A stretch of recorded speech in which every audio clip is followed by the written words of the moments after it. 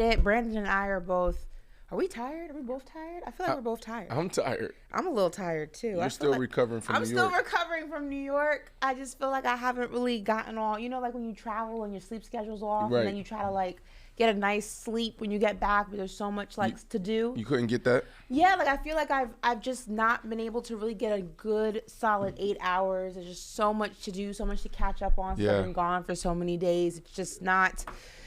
It's not what I thought it would be. I'm still tired, but I'm okay. You can't get too tired because we got more football tonight. We do. Thursday night football. Yeah, Thursday night football. I'm excited. I'm not excited about this one, but this one I'm really interested in because I think that it's going to say a lot about these two teams. We'll learn a lot from these two teams, but it is too early. Yeah. Remember, first 4 weeks, way too early. I'm excited for this game only because the Eagles are playing. I like to scope out the competition a little bit. Right. You know what I mean? Trying to see where they're at, see if they're doing what. Nervous? No. Not nervous in the slightest. Shout out to Nagin with the new mugs, paper route mugs. Oh, I can pour my iced coffee Before we move forward, we're going to do this, okay? Good morning, guys. We have to say one thing that we're grateful for. I'm grateful for Nagin getting these nice paper route mugs. And Nagin, how the hell did you do this? Where'd you get them from? Guess what she said, Keon? Walgreens. What am I grateful for? I'm grateful for big hoop earrings because I have big ears. So when I put these on, my ears are going to look less big. You know what I mean? That's what I'm grateful for. So whoever created oversized earrings, thank you very much. And guys, stop telling me on social media that I have big ears. I know. That's okay. I still pull guys, though, so that's fine. Listen, can't hate on what is not an issue. Listen. We got a really jam-packed show today. I don't know. I'm sleep deprived. We have a really Thank you for the zoom in, BC. I appreciate that. We have a really jam-packed show today. Aaron Rodgers speaks out for the first time since his devastating season-ending Achilles injury. Peyton Manning finally got himself a quarterback. We have some interesting Baker Mayfield news. I don't know if you guys have seen that, but we'll dive right into it and start with Aaron Rodgers. Jets QB Aaron Rodgers made his first statement following the devastating and season-ending Achilles injury yesterday. He did it last night around 6 p.m. The photo shows Aaron Rodgers holding the American flag during the opening of Monday night's game at MetLife Stadium against the Buffalo Bills. And the caption was a bunch of his emotions and thanking people for reaching out. And he said that he's, quote, completely heartbroken about the situation. But the ending of the caption was probably the strongest part of it, I would say. And he said, quote, "The night is darkest before the dawn, and I shall rise yet again. Proud of my guys, 1-0. That's right. Ashley, for me, reading this yesterday, one, it inspired me, right? I would say as a entrepreneur, there's tough times. And so this inspired me and it made me realize how blessed we are as athletes to be in position to really inspire people, right? Like when you're in it, you really don't realize the reach that you have and the impact that you have. You do. But it's like, man, it's like so many people coming up to you all the time saying, thank you for this, thank you for that. And it's like you don't really feel that connection. So I felt that. And I also felt for Aaron Rodgers. Yeah. I don't know if he'll rise again to the Aaron Rodgers that we know him to be. He's turned, and it sucks. And this is painful. Thinking about this is devastating. But he's turning 40. That's hard for you to say because you're an Aaron Rodgers fan and a Jets fan. So it's like, rise again, absolutely. But what Aaron Rodgers will we get? And the reason why that's a painful thought is because look at this moment. You're Aaron Rodgers holding the American flag after all of this amazing just energy this offseason. You're September 11th, right, representing New York and the entire country and the entire world watching, and looking at this moment, and you go down after 4 plays, right? Like, this may be one of the most devastating football stories that we've ever seen. It was bad. And, it was just so it was almost like it was written in, I hate to say script because we're always talking about the NFL script. Was it in the script? Please tell me it wasn't in the script. No, but like when you really like sit back and just, I say script because it was so like, it was like a movie essentially, because it was 9/11, right. You know, the city, and they did a beautiful, you know, opening to Monday Night Football, and, you know, honoring those who we lost in 9/11, honoring the first responders who were first on the scene, you know, all of the, you know, NYPD, FDNY, and, you know, that being in New Jersey and just being filled of New Yorkers and New Jerseyans, you know, it hits a little bit differently. That's you know, right. I vividly remember 9/11 like it was yesterday. Like, I wish I could forget it, but I vividly remember it like it was yesterday. And I remember what, you know, the city felt like. I remember what the energy felt like. And every year on the anniversary, you know, you feel that collectiveness between the tri-state. You know, I know we always make jokes about New Jersey, New York, I do at least, but on that day, you know, you feel it because we were all just one. Right. And it was a beautiful opening, holding the American flag. You got goosebumps. The stadium's lit up with green lights, and they do the fireworks, and the jets fly over, and it was beautiful. And, you know, it was the perfect opening to this new chapter for the Jets and Aaron Rodgers. And within 60 seconds, 72 seconds of the game, it's over. Right. It didn't seem real. Like, you could hear a pin drop.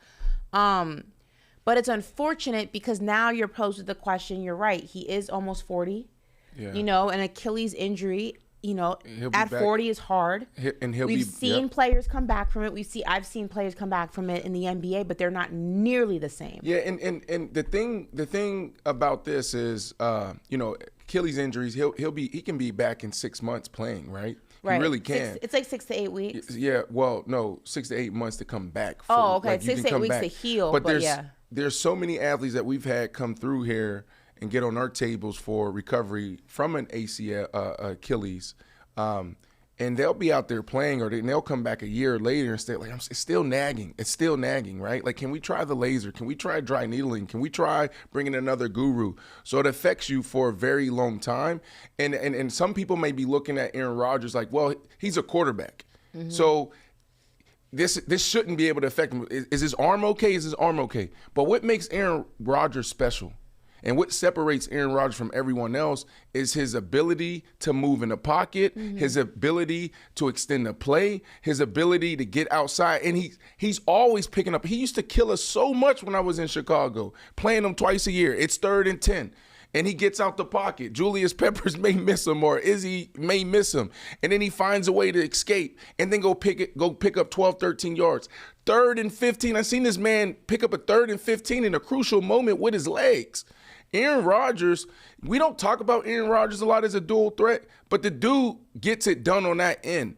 And it's in the most trying time. So, Ashley, I know he'll come back. He'll probably be under center next year, depending on what Zach Wilson do. Depending. Don't look like that, depending on what Zach Wilson do, but will it be the same? I don't think it'll be the same. And doesn't mean we can't get it done. But damn, man, we're going to be sitting back saying, like, remember that year. Remember that year. That was the year we had everything going. A young Sauce Gardner and the defense flying high. And then Breece Hall. You see Breece Hall? You were there at the game. Yeah. You got a running game and you got Jarrett Wilson? Come on. All right, Ashley, I'm sorry. Faction Talk Channel 103. We're on YouTube here. Ashley Nicole Moss, still recovering from New York Fashion Week. And myself, the last 3 nights I've been getting in the bed at 3 a.m. Wow. So I'm recovering as well. Listen, before we move away from Aaron Rodgers real quickly, I mean, the Packers have to also be feeling, you know, not great, because that first round pick is dependent on Aaron Rodgers playing 65% of the offensive plays, I believe. That's not going to happen. He continues to stab the Packers. My goodness, maybe that was a bad analogy, but golly, Aaron Rodgers continued to take shots at him. So that's not going to happen for the Green Bay Packers. So man, he continues to be the gift that keeps on giving. Moving on, Peyton Manning's probably feeling really good today. He finally got himself a quarterback for the quarterback series on Netflix, the upcoming season 2 of the series. If you remember, Peyton Manning spoke to Variety, and we discussed it here on this show, about how he was struggling to find quarterbacks who wanted to do season 2 of the show. He said, quote, "I'd love for someone to call us back and say, I want to do it. I had 3 starting quarterbacks tell me no yesterday, so I'm swallowing my pride." Well, Peyton got himself a QB, and he goes by the name of Matthew Stafford. How you feel about that, Brandon? Not interested. I like Matthew Stafford, but what have you ever seen Matthew Stafford in a commercial and saw his personality? Have you ever seen Matthew Stafford do any interviews? Have you ever seen Matthew Stafford do anything? You know what? I am interested. I'm sorry. I correct myself in real time. Because we haven't seen this, Ashley, it can be interesting. We want to learn about Matthew Stafford. Who is this guy? Who is he? Give me one thing. Tell me one thing about Matthew Stafford. I would be, if they're, I didn't ask that question. Tell me one thing about Matthew Stafford that you know of, like, oh, that's cool. Tell me something about Joe Burrow, Ashley. He likes Kid Cudi, just like me. Yeah. What about Lamar Jackson? Anything cool about Lamar Jackson outside of football? He's from Pompano. And one more, Patrick Mahomes. Give me one thing. No, give me something about Dak Prescott. You know Dak. I know Patrick Mahomes puts ketchup on a steak. Okay. Oh, you know a little bit about Patrick Mahomes. Anything about Dak Prescott? One more, Dak Prescott. Dak can line dance. Dak can line dance. Now tell me anything, chat. Keon, you over there sitting there. Where's your little microphone? Tell me anything about Matthew Stafford. What do you know? Tell me what team he played for last year, Keon. You don't know, messing with Keon. But no, He did technically. No, he didn't play in Detroit last year. Oh, yeah. Okay, Key. He plays in the hood now, Inglewood. Keon knows. But no, Ashley, this is actually a big get for him, right? Because, I think we all know. Actually, no. I will say this will be kind of interesting. You know why? Because I'll tell you why. Matthew Stafford, when the Rams won the Super Bowl. Don't tell me about that. There was the video of him drinking tequila out of the bottle, I believe it was. Like, he looks like he is a partier. He was drinking, I think it was Casamigos or Don Julio, straight out the bottle with his shirt off. And I was very impressed because I did not think Matthew Stafford had that in him. I thought he was like a Kirk Cousins. No, Kirk probably drink a little wine. Matthew Stafford reminds me of like a frat boy. He probably could mean at beer pong. So again, look, Peyton Manning finally got his quarterback. Like Ashley said, quarterback after quarterback has said no. And I think that Peyton Manning called him personally, said, I absolutely need this. So I'm not surprised that it's a veteran guy. He probably played in a Pro Bowl or two with him. Ashley, there's 2 quarterbacks that I saw when this news broke. I was like, you know what? I actually want to see and hear from Jordan Love. Or what about Jimmy G? I would definitely watch if Jimmy G was on. Right now, let's go. Let's start with Jordan Love, and then I want to get your thoughts on Jimmy G. Well, think about it though. This is a good look for Jordan Love. Why wouldn't you do this? Everyone's doubted you for the past 2 years, right? Mm-hmm. You've been questioned.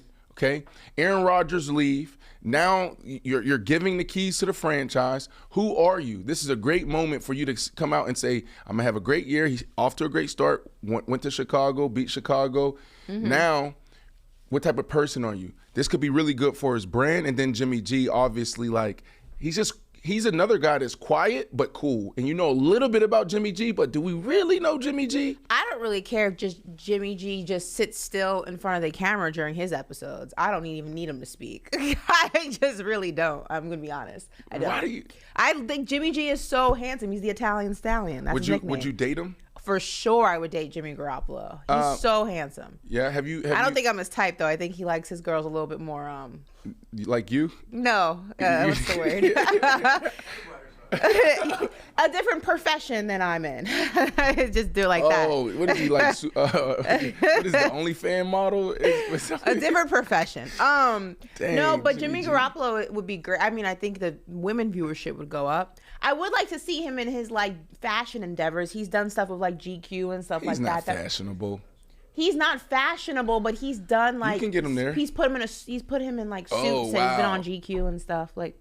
You can get him there. You can wear whatever you want when you have his face. No, you can't. No, so you mean to tell me you go on a date with Jimmy G and then he just pulls up just like with some dusty Converse? I'm gonna tell you something. Like, I usually like black guys. Like that's my type. Okay. But every now and then there's a few exceptions to the rule, and Jimmy Garoppolo is one. You know what it is though? He's like very dark features, like dark hair, dark brown eyes. I don't really like blondes, but he's very like Italian looking. Do we have any pictures of Jimmy G that we can potentially? He's very Italian looking. A Travis. See, Kelce. I don't. Travis Kelce doesn't do it for me. Travis Kelce doesn't do it for me. I would party with Travis Kelce for sure. Yeah, he seems to have a good time. He looks like he would be so much fun to party with, but I don't. Travis doesn't do it for me. You know what I mean? So there's All that. right. Well, hopefully he gets his guys. You know, he's behind the 8 ball.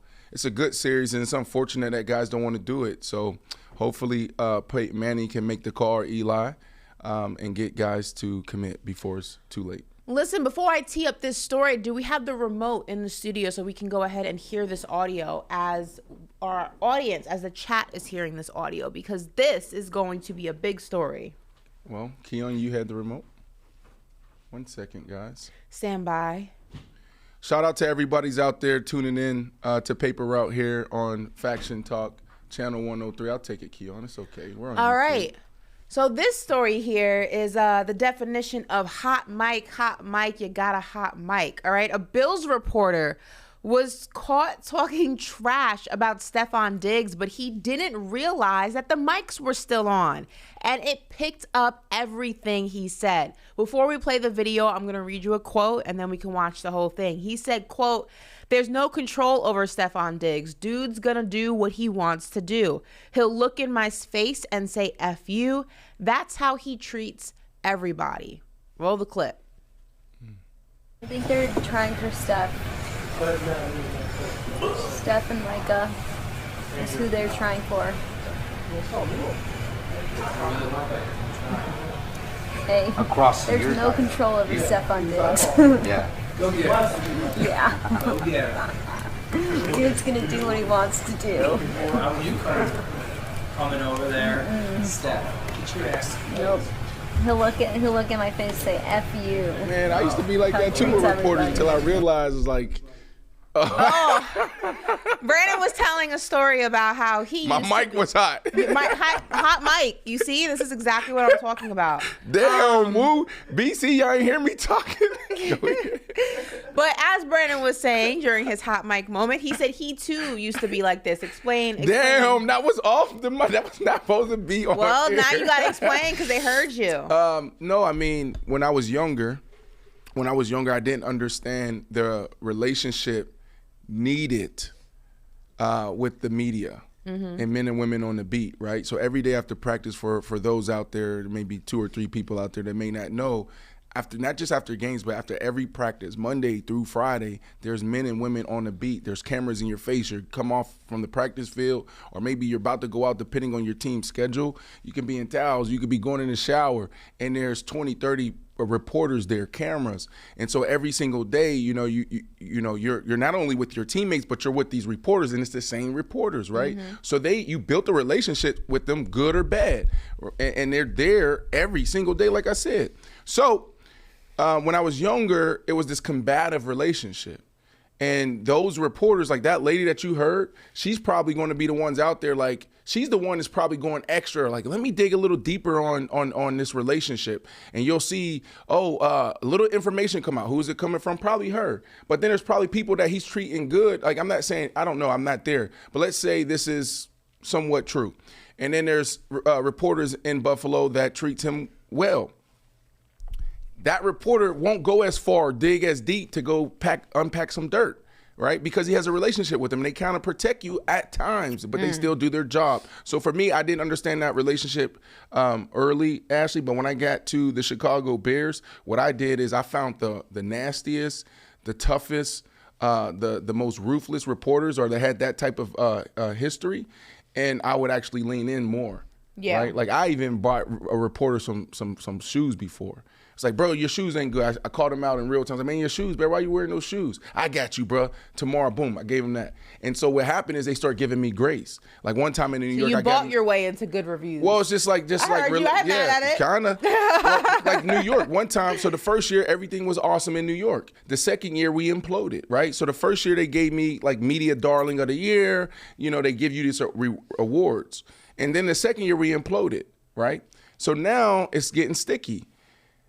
I got into it with maybe like, Revis or somebody on a plane after we got our ass kicked in Buffalo, and it came out, right? So Rich Chamini was about to run the story, but I was like, Rich, like, you can't run the story if you haven't heard the other side. And I also asked that you take your time while you gather your information. And Rich took his time, and the story came out, and the story was perfect, right? It had his side, has my side, had the team side, et cetera, et cetera. So built relationships. I mean, listen, everyone's entitled to their opinion about how they feel about a player. We all can't like everybody. When you are a beat reporter, though, it obviously gets a little bit sticky because unlike a national reporter where you're reporting on multiple teams, maybe all teams in the NFL, when you're a beat reporter, you are strictly tied to that organization, that franchise, that's your job. Those players. So if they don't like you, or the main guy, one of the main guys, one of the star players is not a fan, it makes your job a lot more difficult than you would like it to be, because he's not going to speak to you. You're not going to get those quotes for him. You're not going to get that inside information. And then directly your job is directly tied to being able to do those things. So I'm sure she's not, if he already did not like this reporter, he definitely don't like this report. Yeah, it's going to be interesting. And correction, it wasn't Darrell Revis. It was Sheldon Richardson. And that fucking guy stole a lot of money from us and didn't do your job. I'm still crushed about it. We can move on, though. Sorry. Well, damn. Okay. No, we were really good. And then they do your job, bro. Go. It's okay, Brandon. You can let it out. It's over. All right, go. Go. Deep breath. Woosah. Woosah. Here we go. The sleep deprived. Sleep deprivation. It's a real thing. All right. Well, listen, Alex Rodriguez, he may not be good in the hood anymore. Okay. So according to a new ESPN report, Alex Rodriguez told federal agents 9 years ago that 3 MLB All-Stars, Manny Ramirez, Ryan Braun, and one unnamed player were PED clients of Biogenesis founder Anthony Bosch. Now, in 2014, the then New York Yankees star had been summoned by the feds as part of their investigation into the Biogenesis of America clinic. Rodriguez was granted what is called Queen for a Day status that prevented any information he shared that could not be used against him later in legal proceedings. So anything he said that day could not be used against him later on legally. So Rodriguez had no choice but to tell the truth, or he would have been in big trouble if he were caught lying to the feds. I believe that is what they call perjury. Brandon, A-Rod, he's allegedly an informant. Yeah. He's no longer good in the hood. If he had a hood card, he can't use it anymore. This is new information? This is new news? This is new news. Because I thought he already went through this. No, he went through the proceedings and all that stuff, but a new ESPN report came out yesterday, I believe, or this week, and it revealed that Alex Rodriguez was one of the informants in the case against... He flipped state? He had no choice but to. What you mean you have a choice? You do the crime, do the time. He wasn't going to jail. There was an investigation into Biogenesis of America, which was a clinic that was providing PEDs to famous clients, and he was called in part of the investigation. Queen for the Day basically means that anything you say in that... Queen? It's called Queen for a Day. So basically what it means is that anything you say information-wise to agents cannot be used against you later in legal proceedings. So you're free. But anything you say does help them in their investigation against other people in which they're investigating. In this case, Ryan Braun, like I said, an unnamed player, and Manny Ramirez. Yeah. So, not great for A-Rod. I got sent this article yesterday from a friend, and I just I didn't care to read it, right? Because I remember this back in the day. What years was this? Was this like 2008, 2009 days? Yeah, he got called in 2014, but I believe it happened around like so there was a lot of guys' names came up, and there was an interesting guy connected to, this is all I'm going to say, there was an interesting guy that's connected to basketball, like some of the most biggest names in basketball, also indicted or a part of this, right? And I'm just going to leave it at that, but very interesting. Very, very interesting. I mean, granted, I don't know Did you know what I'm talking about? You were talking basketball or baseball? Yeah, like this report. So this report came out yesterday, and there was other like names that came out, and so there was a trainer, a link to. This one was only about baseball though. No, okay, well, it's the same one, but go ahead. Oh, okay, then we'll talk about that later because I don't know what that is. Well, I'm just struggling because I don't. It's if like it's in they the did the article, report. And he was just like, well, we had to look at the guy. Yeah, but it's like because there's so many times. This is why I'm struggling. Because like basically it's like, look, this person was implemented to this person, but we did our work and nothing came back, right? And so, but you put his name in there and a couple guys' names in there. Well, if his name's so now in the it's article guilty by association. you repeating it, you're not telling. It's in the article. Okay, but here's the problem though. Sometimes people in the media do a terrible ass job, right? Because as a prominent person or person with a platform, athlete, artist, or whoever, guilty by association. And in public opinions, when you come out and it's like, oh, this person is linked to that, there's going to be some people, say 1 million people see it, there might be 300,000 people to say, oh, snap, I remember this person, they did drugs, and then 2 years go by and an investigation is finished, and what comes back is they had nothing to do with it. And then all of a sudden, you're still, I mean, not all of a sudden, but you're still left with these couple 100,000 people that still think that you're associated with this or you did something wrong. So I just didn't want to add to it. All right. Well, I mean, going back to this situation, I know some people will say he snitched. I mean, you didn't really have a choice in this sense. And why not?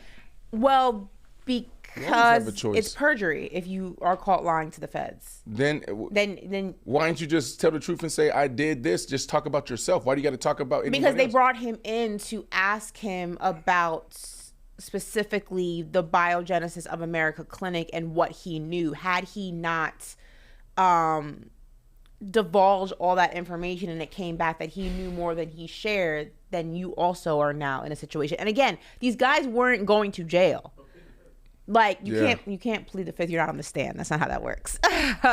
Again, this wasn't a criminal case. This wasn't a case into the players specifically. This was a case into the investigation into Biogenesis of America clinic. So it just so happens that Manny Ramirez, Ryan Braun, and an unnamed player were named as clients of this clinic, but the actual investigation was about the clinic itself, not about the players. Using PEDs is not a criminal offense. Now, at the time in baseball, it was looked down upon, but let's call a spade a spade.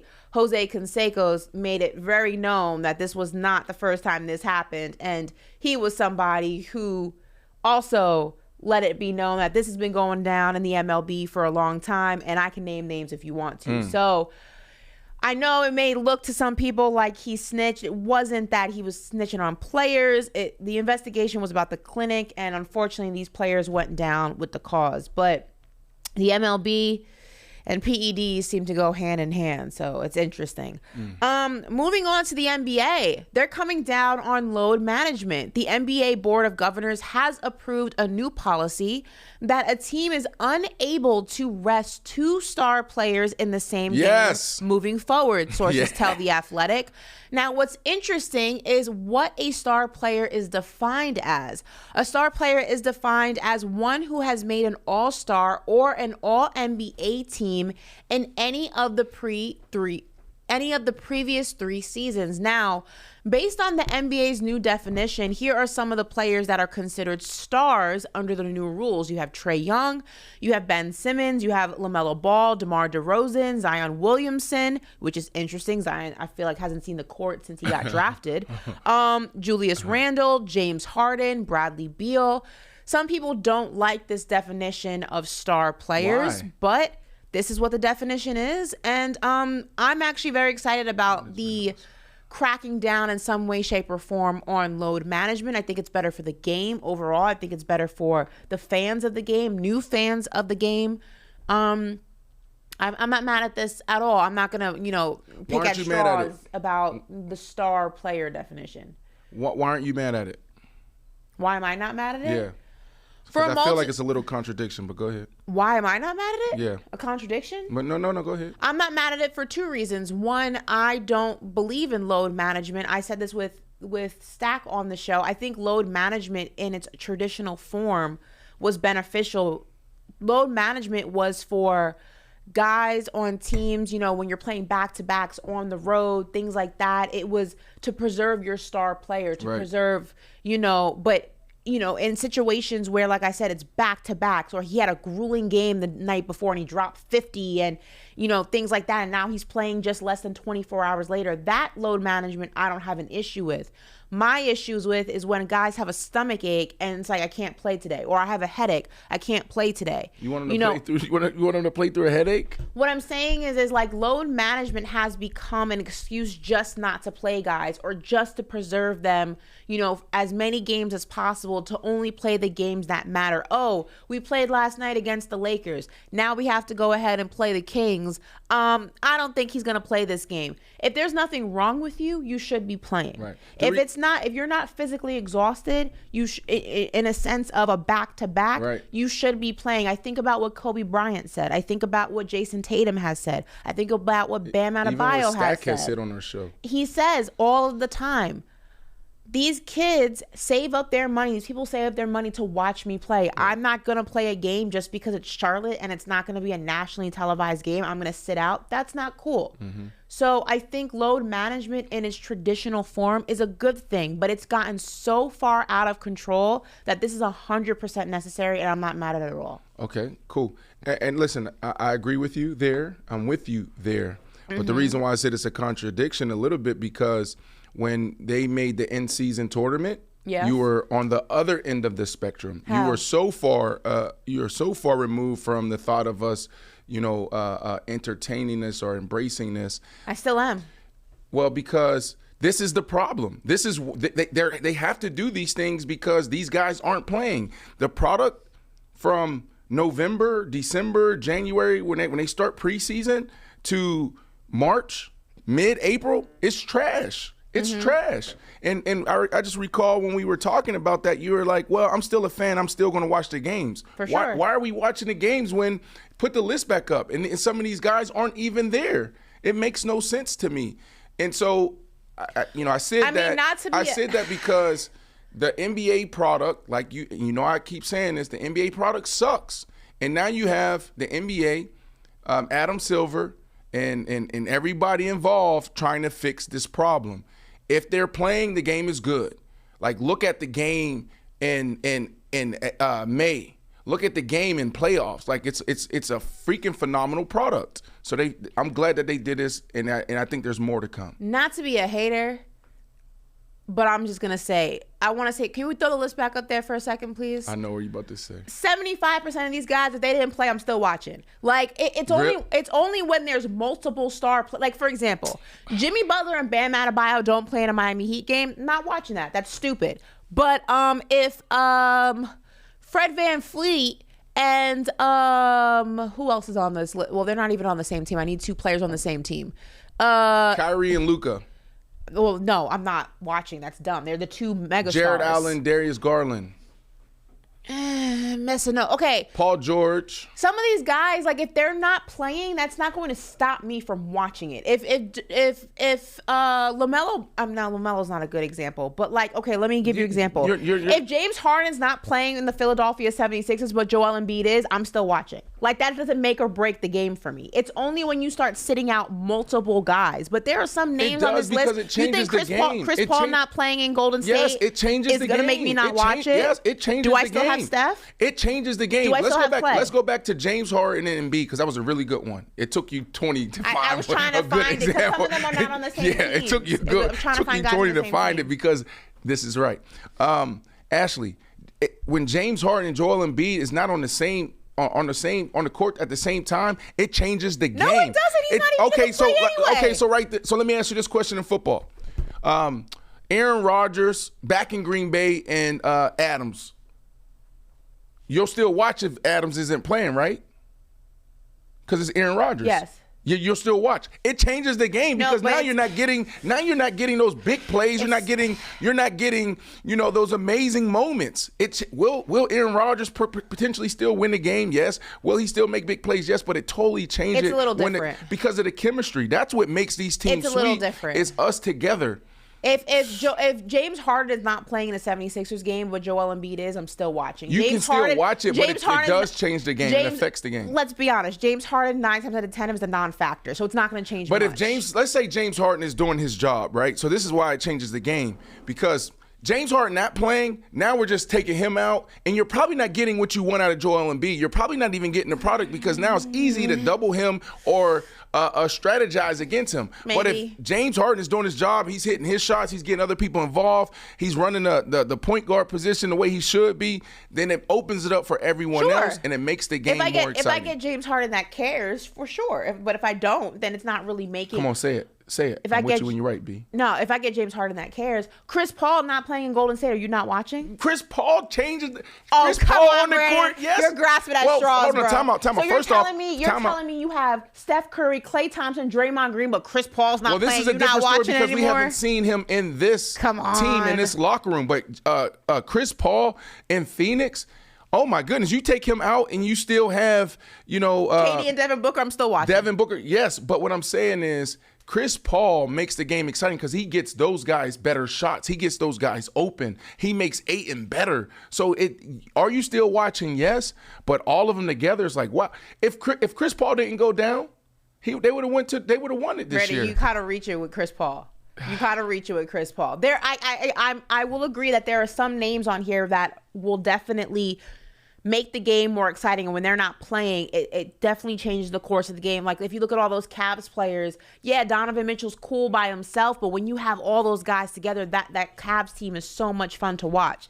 But Chris Paul not playing does not make or break a game for me. James Harden not playing does not make or break a game for me. Maybe if you're a 76ers fan, maybe if you're a Warriors fan, maybe that makes or breaks it for you because that lessens your chance of winning. I don't think it does. Give it to me. Say, B, I'm with you. Nah, you're sort of right. I'm going to meet you halfway. That's all right, hold on. Listen, the people have spoken.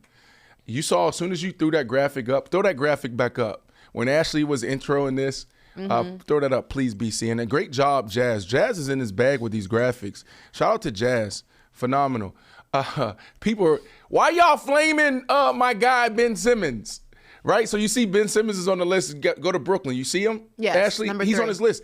Has he made an All-Star game in the last 3 years? In 2021. So he has. All right, great. I love Ben. When he was last in Philly. So I love Ben Simmons. Y'all know I talk about him. I root for him, and I think he's going to be the comeback player of the year. That's what he's going to be. You heard him. But listen, why they flaming him? You see our chat, paper chasers. Y'all don't like Ben Simmons? Why y'all doing him like that? He deserves to be on this list. Ben Simmons just had a little. Why we do that to people? Why we kick people when they down? People have short-term memories. I think 2021 seems just so far away.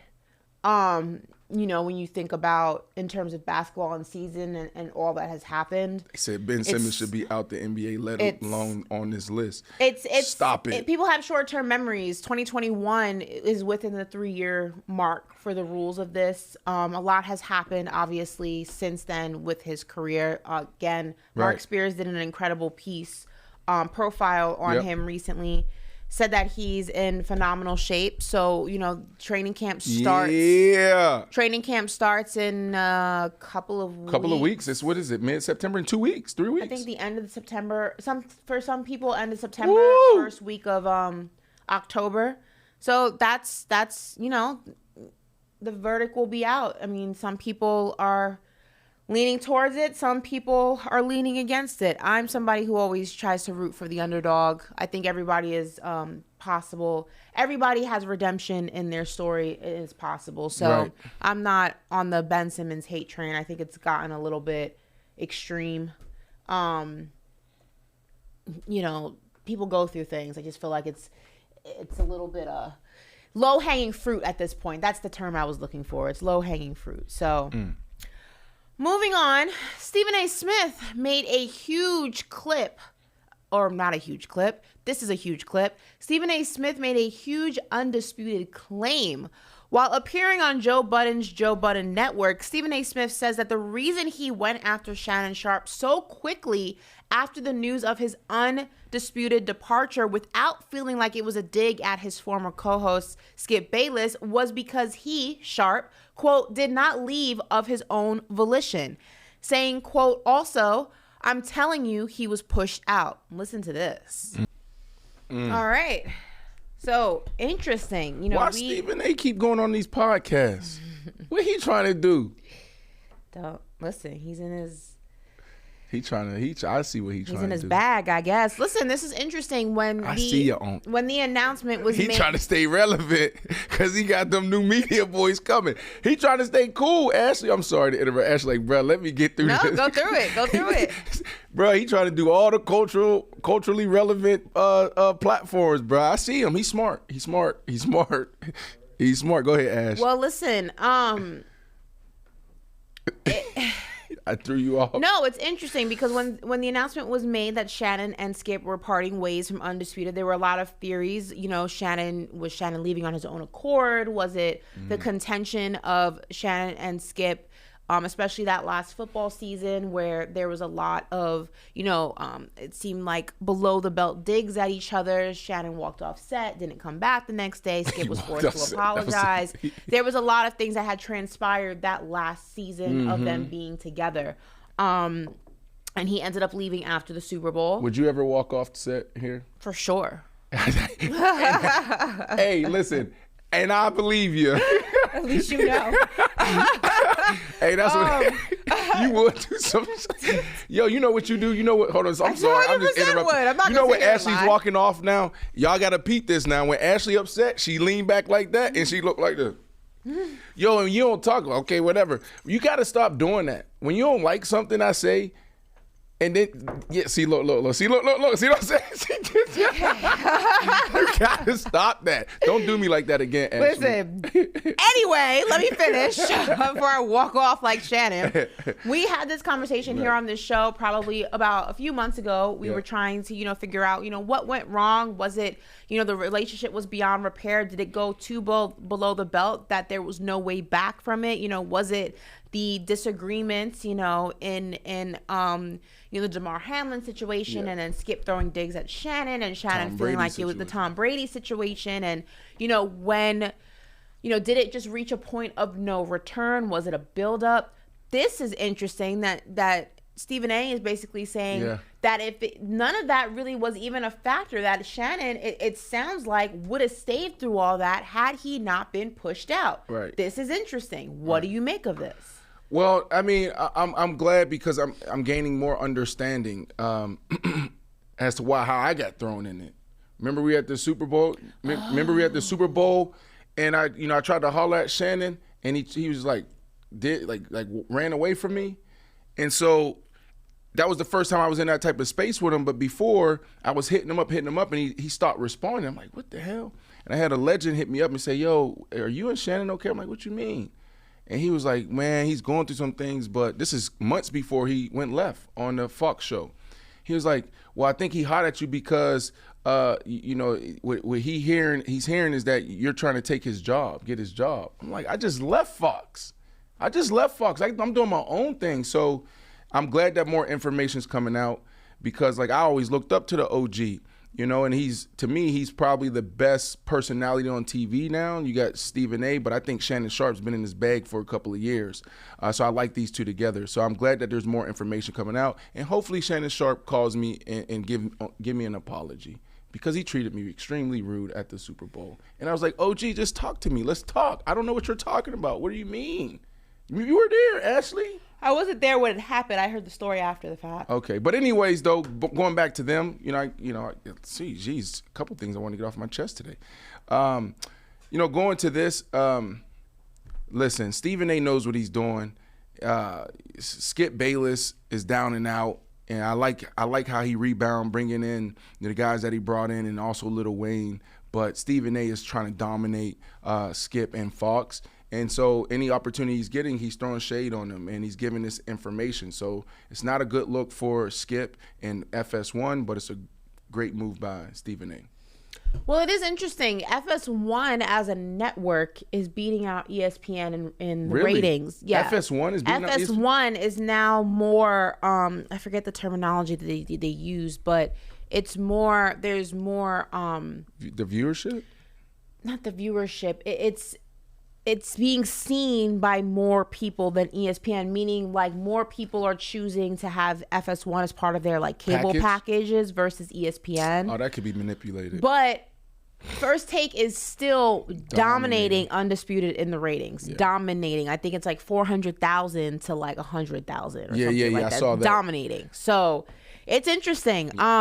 You know, I feel like the Skip, Stephen A, Shannon Ain't nobody saga. watching no FS1. You don't need, which channel is FS1? I don't know. Ain't nobody. That's FS1 just packaging their stuff up with these different type of Peacocks and Paramounts and, you know, Samsungs. So every time somebody buys Samsung, they get an FS1. They get FS1 channel. They manipulating the numbers. Ain't nobody watching no FS1. Okay. But FS1 is cool. I like Undisputed. I've always been a fan. I like Nick Wright over there. I like, you know, I like Shady. I like Joy. I like a lot of those personalities over there. Okay. Moving on. Drake. Drake dude. Drake. I need the grimy headband that Soulja Boy was wearing to really get that video. Like Drake. Drake. You can bring up Noah. He did that. Why Noah do that in the interview? But anyway. Well, listen, a video of Drake is performing. A video of Drake performing on stage is going viral, 7 million views and counting, to be exact, on social media. But there's just one problem. It's not Drake. Although it's clearly not the Canadian rapper, social media is currently debating that if it could be believable under the right circumstances. Enough drinks in your system, the lighting just dim enough. Could it actually be Drake? And could he actually fool people if the mood was just right? That look like Drake. That's Drake, yo. That's not Drake. Look at his body. That's not Drake. Drake fluctuate, man. Can we run the video again? That is not Drake, Brandon. For real? I mean, I don't know if that's the TV. That look Drake, yo. It's that's not Drake. Can we run the video one more time, BC? Because Brandon has lost his mind. Man, like, maybe the dude on tour. That's not Drake. Is the stand-in, and this is the real Drake. Oh my God. Maybe it's the opposite. Why y'all put that face like that, little girl? Drake. Drake. Okay, so Keon's in the studio with us, and Keon just said he's not gonna lie. Come to the mic, Keon. Come to the mic real quick. He said, I'm not gonna lie. If I was drunk enough, I would believe that was Drizzy Drake performing on stage. Keon, you think that enough drinks in your system and you really like rapping along thinking that's Drake with a surprise performance at the club? I mean, there's no doubt about it. I mean, you gotta think, like, everybody is really vibing. There's not one person questioning him right now. Look at everybody in the crowd. Everybody's rapping a song. Everybody's shots, probably 6-9 shots deep in tequila. So, I mean, I would be rapping this all too. My eyes would probably be halfway closed anyway. So, Back outside, boys. Brandon, enough drinks in your system. Do you think that's Drake? For sure. I wouldn't have been there. Oh, Brandon, okay, you are there. Let's, in this scenario, you're there. Enough drinks in your system. Do you think that's actually Drake? Nah.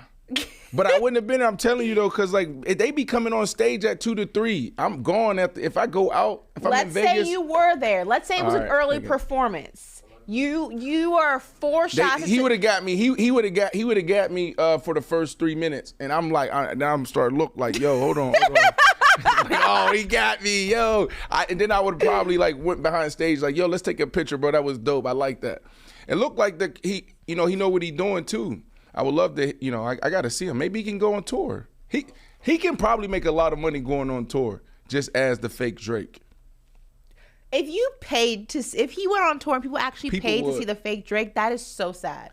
Well, you know what we Why consume? would you pay to go watch the fake Drake? Why do we sit there on the TikTok watching these weirdos do things? But I can do that for free $99. I'm not paying for that. First of all, he's wearing a lace front.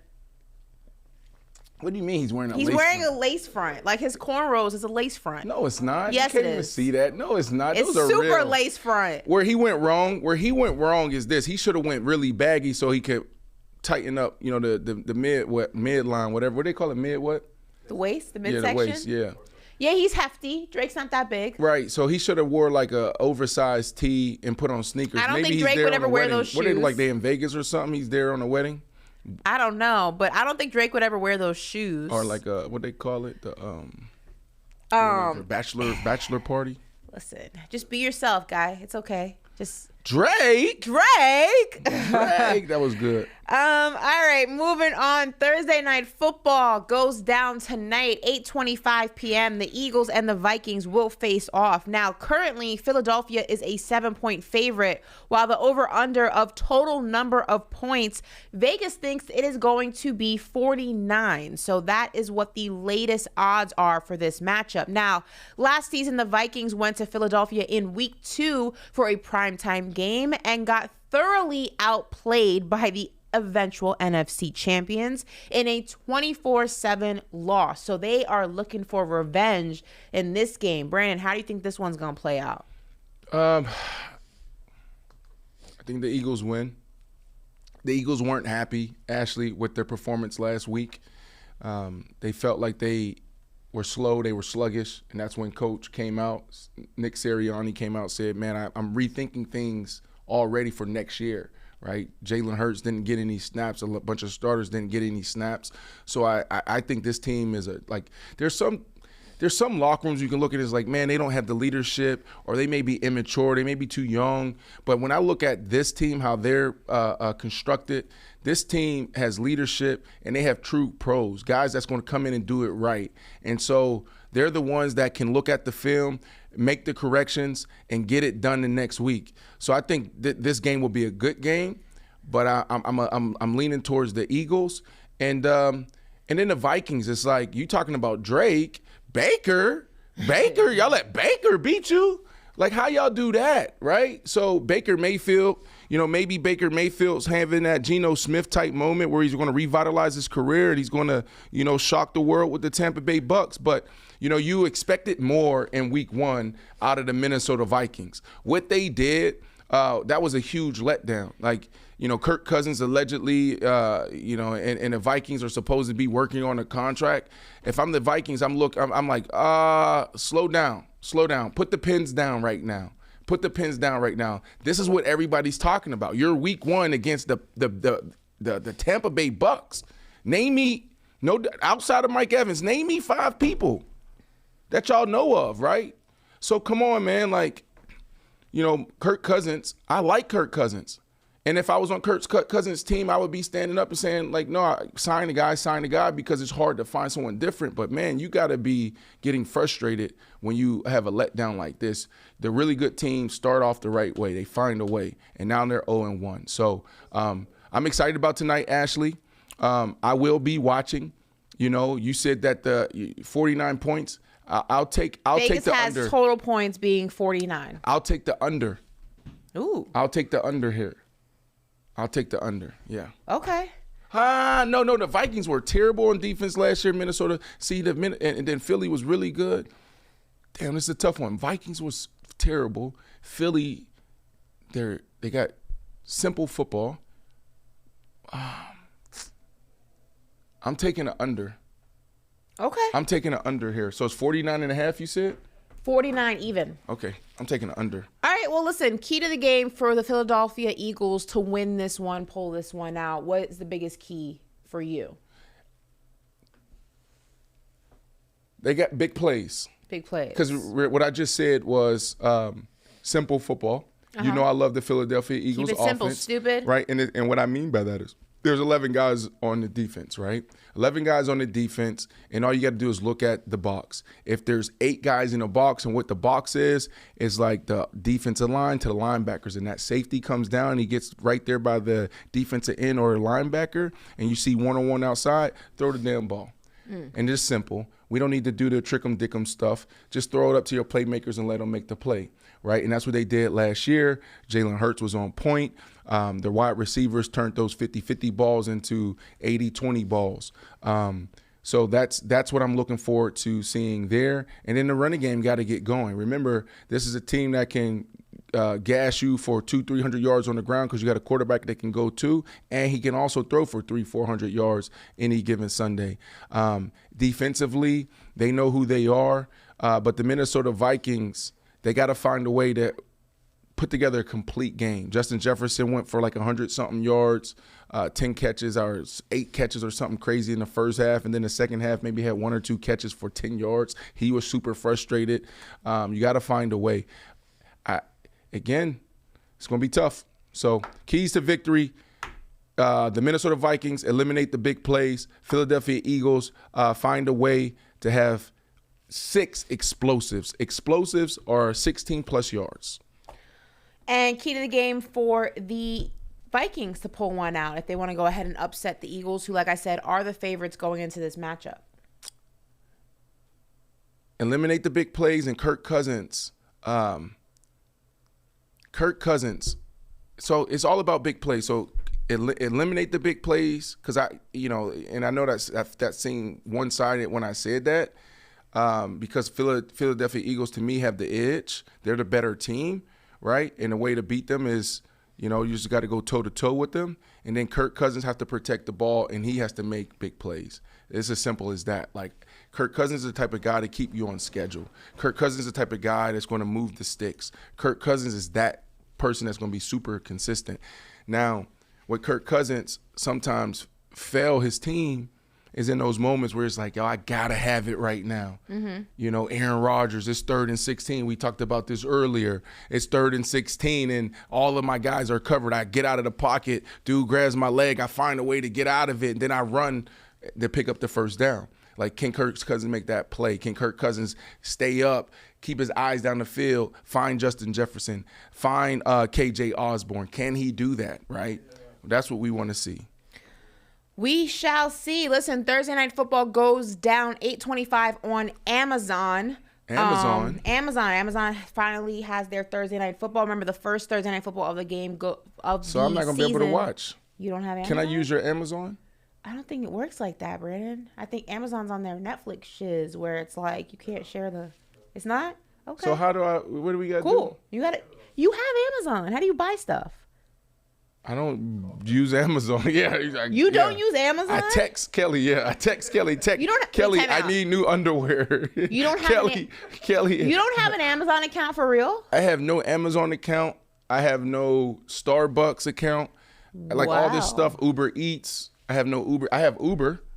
Well, if you have Uber, you have Uber Eats. It's really? Connected. It's connected. Oh, they did connect last year because I did a read on this show. It's like Uber Eats now. You can download one app and you get Uber Eats and Uber all in one app. Use the discount below to apply. Well then, listen. Going back to a story that we mentioned in our news of the day about the hot mic. Mm-hmm.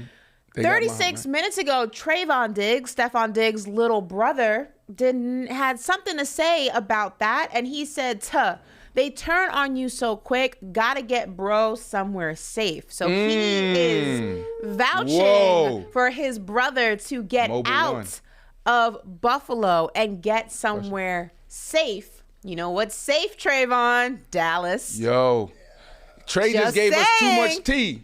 No, Trey just gave us too much tea. We've been asking, like, hey. We've been asking Ashley, what's going on in Buffalo? What's going on in Buffalo? And then Trey say something like that. He just telling us, like, hey, October 15th, when's the trade deadline? You might see some movement.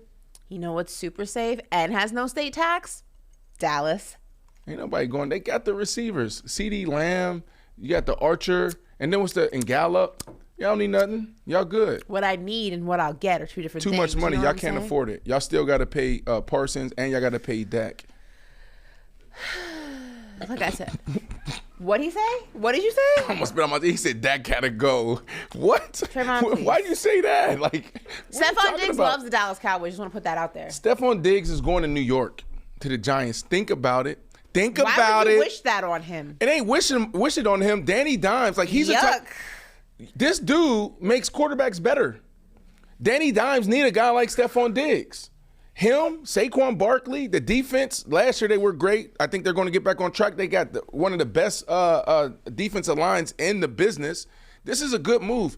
And then also you got to understand the phase of his career he's in. I want to win the Super Bowl. I'm still trying to be top 5. But I also got to find a way to get this fashion brand going and popping. He's trying to go to New York. That's where he's going to go. No other team. He's going to New York. Stefon Diggs is going to New York. And Steph, everybody, I haven't talked to Steph. Steph, don't go out there and do Stephen A. Smith on me. Like, I don't know. Everything's good in Buffalo. All right, I want no smoke, no beef. This is just me, Steph. Diggs family, Mama Diggs. This is just me with my little quirkiness predicting that Stefon Diggs is going to New York. Okay, that's just me sitting here with Ashley Nicole Moss. Ashley said it. Ashley, stop throwing you under the bus. I said Dallas. I know, but I'm just saying, every time I say something, people be getting mad. I said Dallas, and I stand by Dallas. I'm not going to shy away from it. Tell him I said it, Stefon. You don't think that's a Tell him better I said it. situation? You don't think? Take your Cowboys hat off. No, I think because I'll tell you why. From a media market standpoint, sure, I think it's better. In terms of a career, I consider it going down a little bit in terms of the team. Buffalo's a better team. Let's call it what it is. They have a better quarterback. They're a better team.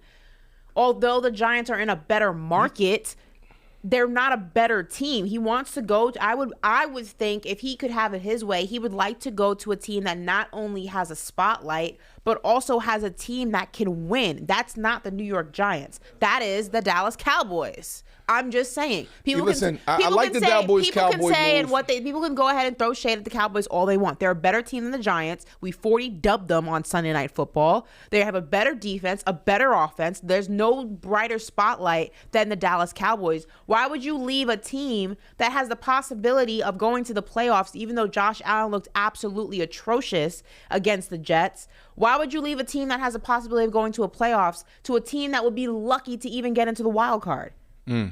I wouldn't. That doesn't seem smart. And why would you pass up an opportunity again? Richest team in the NFL, no brighter spotlight, a great defense, great offense, and your brother plays there.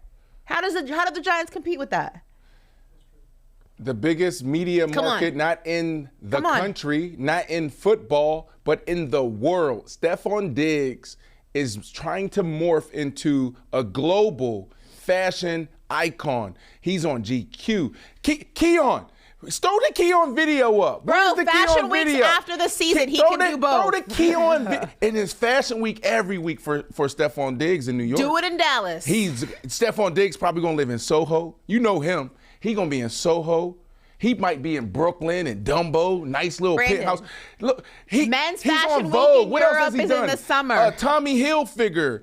Like, Stefon Diggs is everywhere. Come on. New York makes sense. No. And then also you got Danny Dimes over there, Brian Daboll.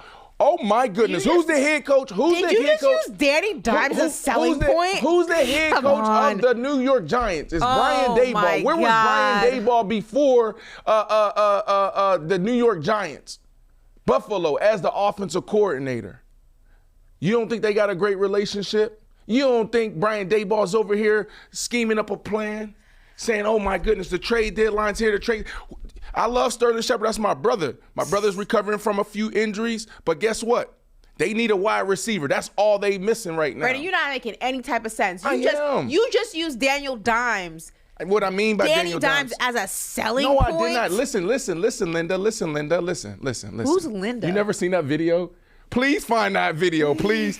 Woo, find, I want to see the video, please, of Keon No Cap with Stefon Diggs, and then we want to see, listen, Linda. I get it. You are in love with New York. I'm agreeing with you. Can I explain my Danny Dimes thing? I agree with you. Hold on. I'm agreeing with you that the New York media market is great for what Stefon Diggs is trying to do outside of the realm of football. But if you're looking within the realm of football, the man still wants to win. Let's call it what he wants to win. It's the reason he's pissed off in Buffalo. It's the reason he was pissed off. No, it's not. One of the reasons he was pissed off in Buffalo, or is pissed off in Buffalo. It was one of the reasons he was pissed off in Minnesota. The man wants to win. You do not win. You're not going to win on the Giants. I don't care what the market looks like. I disagree with you there.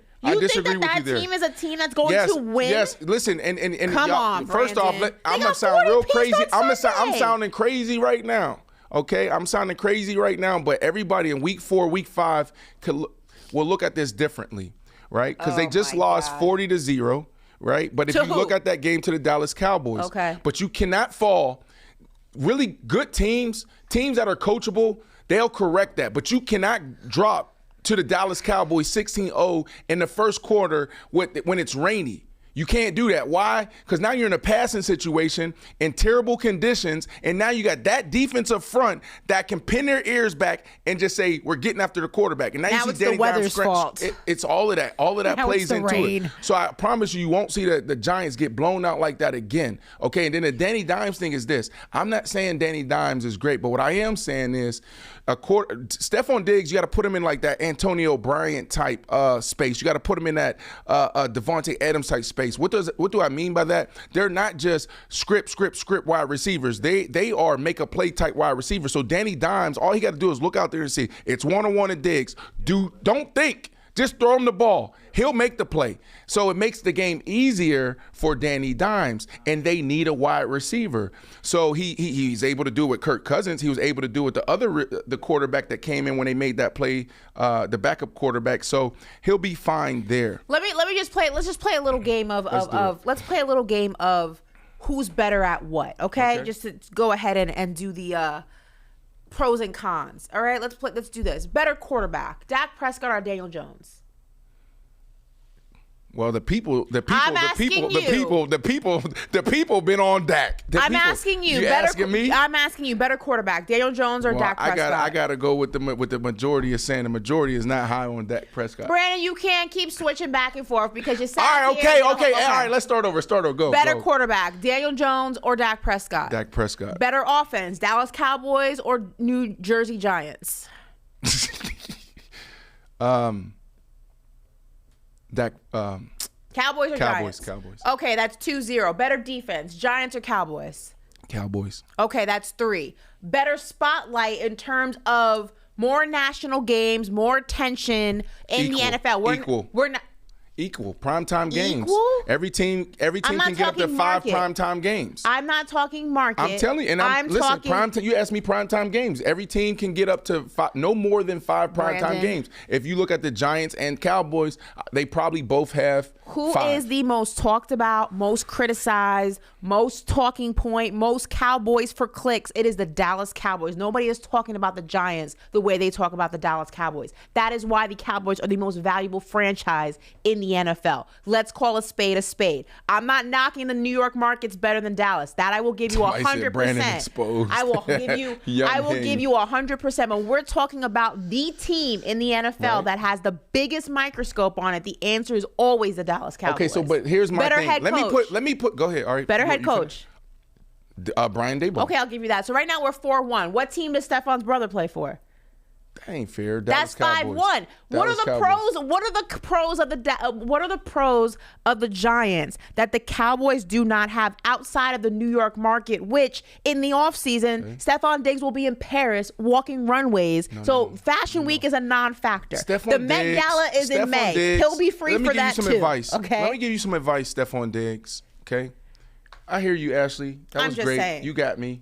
Like Yun Hing said. Brandon is exposed. Okay. Stefon wants a Super Bowl ring. He doesn't want a Metro card. Diggs, let me give you some advice. Someone who played in New York for both the Jets and Giants. This is a phenomenal space for you if you can find a way to get there before this October trade deadline. And Steph, don't go to Manhattan. Go to Brooklyn. Right? I like you in Dumbo. There's a beautiful place called One Main. The 5th, 6th floor, they got some penthouses, perfect for you. If you don't like that type of style, you want more of like what you probably like, because Steph is a little bougie too, a little fancy. Okay, you want the valet, you want all of that. Go to the one hotel right next to it's called the Parrot House. You can live right there. Beautiful townhomes, Stefon Diggs. Beautiful restaurants all around you. And you're right there on the water. You're going to see the Lady Liberty sitting right there. You're going to see the boats going back and forth. You're going to see the Freedom Tower. It's going to wake you. When you wake up, you're going to be inspired. You're going to be like, oh my goodness, I'm in the city. There's an energy in New York that make you want to go harder. Every day I was flying back from practice in Jersey and going over the skyline. It's like, yo, I got to go harder. I want to work harder. But then across the street from you, there's a building called the Panorama Building. They have so many vacancies for office space. It's time. It's time for you to launch your brand. The people been waiting, Stefon Diggs. So you come home from practice, chopper. I'm going to set you up with the chopper. You're going to come home from practice, boom. And then you're going to go walk across the street to your office. Your team is going to be sitting there while you're working on fashion. Stefon Diggs in a place in his career where he does want to win, he wants his money, and he wants to build his brand. And there's no better place than the New York Giants that can give him all of that, Ashley Nicole Moss. There she goes.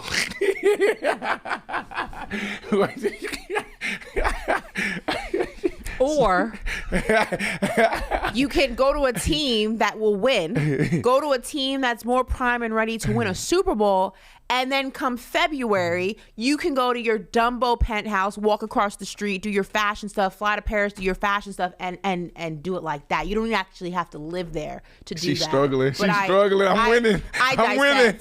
You're not winning. Your whole argument is to go to the Giants so you can launch a fashion brand. But what about winning? You know what's in his What head? about wins? You know what about Super Bowls? Who won? Who's been to the Super Bowl more recently? The Giants or the what Cowboys? What year is this? The Dallas or It's the Dallas almost Cowboys or the Giants. Let's move on. It's almost 2024.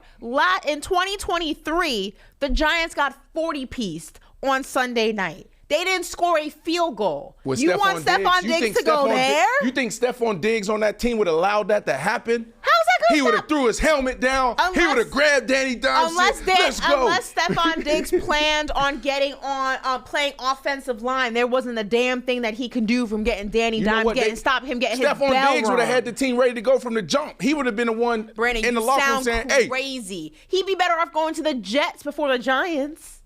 No. For sure, he'd be better. The Giants are a dumpster I think fire. It's a perfect situation you need a for him. quarterback before you can get a star wide receiver. Daniel Jones is not your guy. Let's do a vote. Can we do a poll? And it's stupid. Nagin, can we put a poll out there? Let's chop this video up, going back and forth. See who won a debate and see let's see what the people want. Do you want Stefon Diggs in Dallas or do you want Stefon Diggs in New York? Okay. Moving on from one somewhat quarterback conversation, because we mentioned Daniel Jones, Daniel, whatever his name is. Someone said Daniel Pennies. Yeah. What's half a penny? What is it? I don't know. What is half a penny? That's what he is. Oh my goodness. Moving on. Baker Mayfield, he plays chess, not checkers. So check this out. Buccaneers quarterback Baker Mayfield revealed that he found out the Vikings' defensive signals in the middle of their game against them in Week 1. Running back Rachaad White told Bucs Radio that at halftime, the quarterback told the locker room, quote, "I got it. We got all these signals." The full quote goes, "We were in there talking as an offense, and he's like, I know all these signals. If they do this, they're going into cover 2. If they do this, they're going into cover 3. Every time I alert this and they do this signal, they're dropping back to this." And I'm like, wow, that's amazing. I was just listening to him and we were listening to him and we just kind of understood. Brandon, I mean, Baker Mayfield gets a lot of hate in the media and from NFL fans, but what do you make of this? This is kind of impressive. It's not impressive. Okay, I guess I was trying Baker to throw you a bone, Baker. I was trying. Baker Mayfield is showing us exactly why they imploded in Cleveland, right? Because the great quarterbacks, the really good quarterbacks, come into every single game knowing exactly what they're doing. Not at halftime, look at their hand signals, right?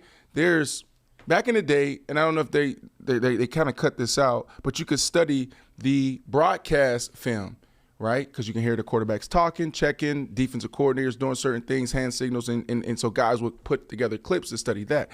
But let's say that doesn't exist anymore. You know what does exist, Ashley? Can you hand me that newspaper, please? This is what exists. Every single week when we walk in on a Wednesday we're handed this big old notebook. It's thrown on your desk. Boom. Here's the scouting report. Now, everyone in the organization, so these scouts that are out on the road that's trying to look for the next person, receiver, quarterback to replace the guys that they have, they're also a part of giving scout reports for, the upcoming opponent. And they do this 2, 3, 4 weeks out. This player's an all-pro player. This is what all-pro mean to us. This is what an all-star player means to us. This is what just a guy means to us. So you break down the personnel of the other team. You have all your coaches doing this as well. They have even consultants outside of the facility, the really good teams, the savvy teams, also breaking down teams. So we're in week 2, we're hitting the week 2. There's some teams already in week 5, week 6 breaking down their opponent. So when you come in and you have this notebook and a book on all the personnel, and then also on first down in the first quarter, they run this 80% of the time.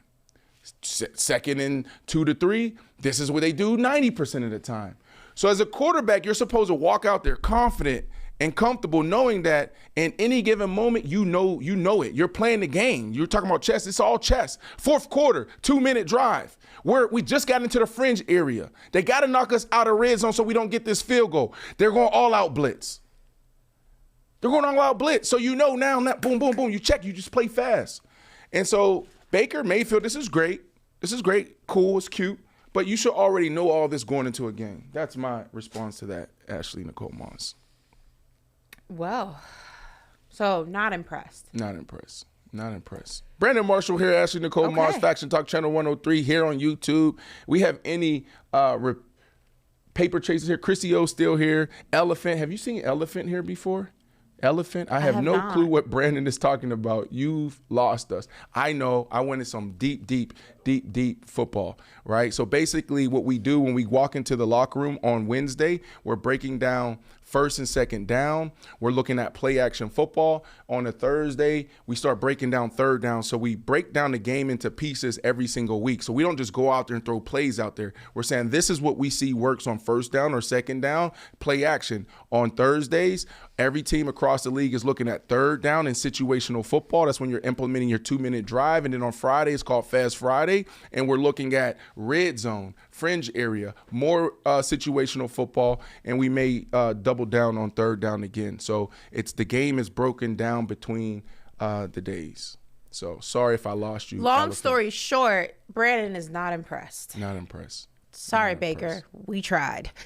Better luck next week. The Steelers are going to feel this one. This one's got to hurt a little bit. 49ers left tackle Trent Williams said that the 49ers defense was dominating the Steelers offense so badly that he was hoping that the Steelers would eventually do something so that he and the rest of the defense could get a break. This is per the San Francisco Chronicle. He said, quote, at one point, you just kind of wanted the Steelers to get a first down. There were all these 3 and outs, and we kind of needed a break. I mean, Brandon, if you're the offense, this gotta hurt a little bit. I've seen, this is a nice way of calling you trash. So seriously, this is extremely funny. But I've seen this before. But it's usually on the other side. Like I've seen, guys get mad at their offense because their offense continues to go 3 and out, and it's putting all the pressure on the defense, and they get upset. It's like, we're tired. Yeah. Just give us two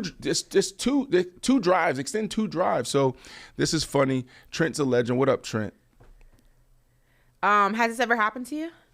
Well, on the other end, like remember I was just earlier in the show. Earlier in the show when I said that we were talking about the reporters. And I said, Darrelle Revis, we got into it in the report, but then I corrected myself. I said it was Sheldon Richardson. That's what happened. So when I came off to the sideline, Sheldon Richardson ran up to us, the offense, and he started cursing us out. And he's like, yo, y'all need to do y'all job. Y'all need to go. Now, all year, the defense been trash, okay? And so he runs up to us, the one game that they're playing well. So he's cussing us all out. And I'm like, bro, chill out, bro. We gonna be okay. We'll get it going. And he's like, no, we paying you $10 million a year. You need to make a play, this and that. And so that's what happened, right? Because it was the same situation. So I've been in those situations where the defense is upset because the offense isn't going. So, yes, it has happened to me. Well, damn. Yeah. Well, hopefully the Steelers do a little bit better next week or this upcoming week, because that is not a good time. Well, listen, speaking of not a good time, Colorado State head coach Jay Norvell is not a fan of Deion Sanders, his swag, and everything that the Colorado Buffaloes are apparently doing, because he had some words to say when recently being interviewed. Before we play the clip, here's one of the quotes. He said, quote, this is about Deion Sanders' attire during media interviews via the clip we're going to go ahead and show you in a second. He said, when I talk to grown-ups, I take my hat and my glasses off. That's what my mother taught me. Okay, Hold on, say it again. Yeah. What happened? Colorado State. Okay, let's run this back for Brandon. He's sleep deprived, y'all. So just give us a break. Oh, I saw that in the chat. Why people say I'm sleepy? Do I look sleepy? You just, you sleep deprived. Focus. Okay, Here, okay. ready? Damn. Focus in. Are y'all seeing that? Colorado State head coach Jay Norvell was on the Coaches Show, which is like a podcast, I guess, for college. And he spoke on Deion Sanders' attire during media interviews. And he said, quote, when I talk to grown-ups, I take my hat and my glasses off. That's what my mother taught me. Here's the whole conversation. Let's run this. I need to hear this. I sat down with ESPN today, and I don't care if they hear it in Boulder. I told them I took my hat off and I took my glasses off, and I said, when I talk to grown-ups, I take my hat and my glasses off. That's what my mother taught me. So... let me listen. That's the problem. This is why Deion is winning. Deion is winning That's because not like fighting words. You told about my mama now? Like, now we got to fight. Listen, they when they do this, they're pushing Deion in the direction that he wants to go. That's the ammo. He's taking that clip and he's showing that when he sit in the living room of these kids. You see, this is how they think about us. This is how they look at us. Right? This is how they approach us. He's using that in those interviews when he's got the glasses on. That's his ammo.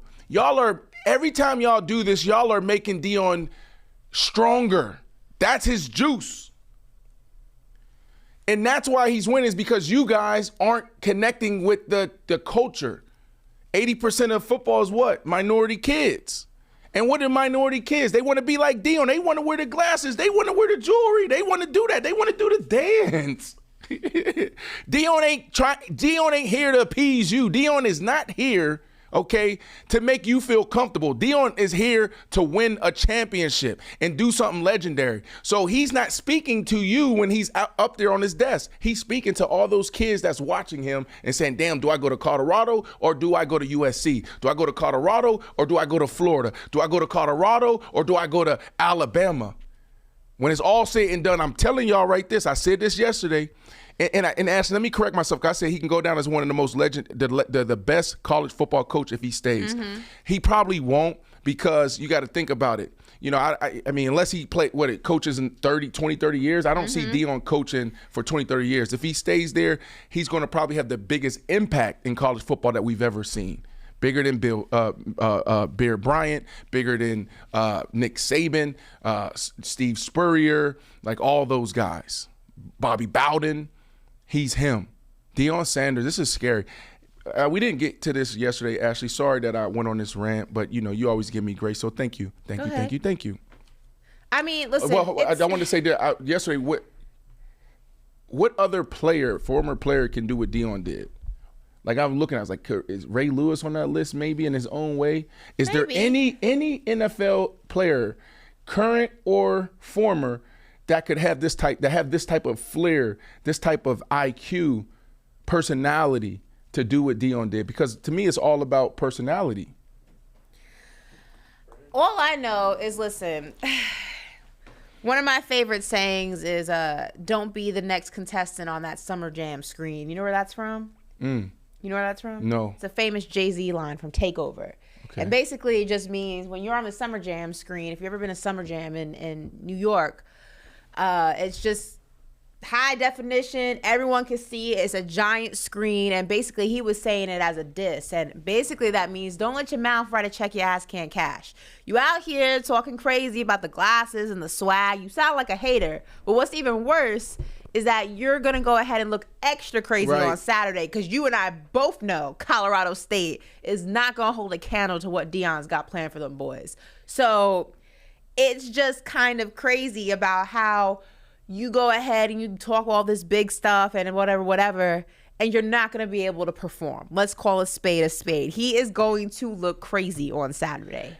Ashley. And that's the worst part of it. I hate when people do this. Like, if you want to talk trash and you want to go ahead and just like, you know, throw jabs or whatever, one, you better make sure you're the better opponent because you're not. Right. And two is if you were going to go ahead and say something like this, you probably should have saved it until after you won, because now what's going to happen is that's in 4K. You got caught hating in 4K. Whoever was around you clapping like, yeah, you made a point. Those are yes men. What you said was not that funny. It wasn't that impressive. It wasn't even that creative. Oh, glasses, my mother taught me better than that. Okay, whatever. Just say you don't have any swag. That's cool. Just say you don't have any swag. That's cool. But now you're going to look extra crazy when you lose. Right. And I can't wait. I don't know what the hell's going on.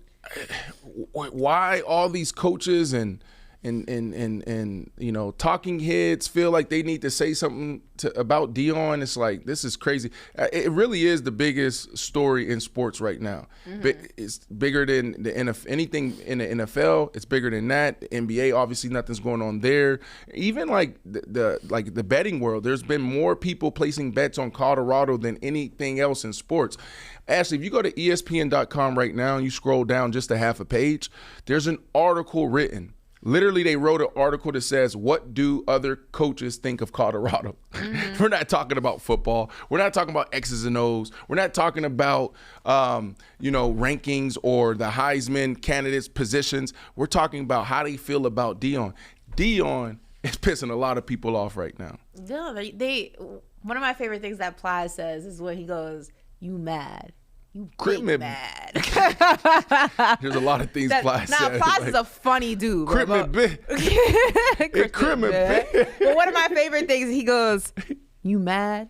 You big mad. Like, it's like, why are you, like, you know how mad you have to be to attack somebody wearing sunglasses? Man, I know, that's terrible. That's like, come on, how old are we? Like, you know how mad you have to be to pick that out of everything you could say about a person. Well, I'm you glad picking out the fact they're wearing sunglasses. I'm glad you ain't get mad at me when I call you Linda. Do we have that video? I don't know who Linda is. I know. I want to show you this video. People in the chat know. Listen, Linda. Listen. They have it. Listen, Linda. Listen. They don't have it. Oh, man, it's online. It's like it was a little kid talking to his mom. His mom was like trying to give him food. Oh. Yeah, and he looked at his mom, went, listen. He's like, listen, Linda, listen, Linda. Okay. I'm going to show it to you after the show. Do we have the Keon video?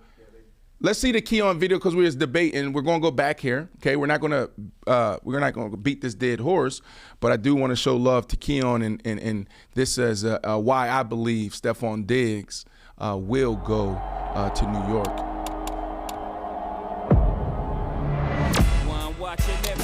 Watching me closely. My shit is butter for the brand they want to toast me. I keep my head, both of them where they supposed to be. Holes to get you sidetracked and clap from close feet. I don't sleep, I'm tired. I feel wired like codeine. These days a rubber battle with height.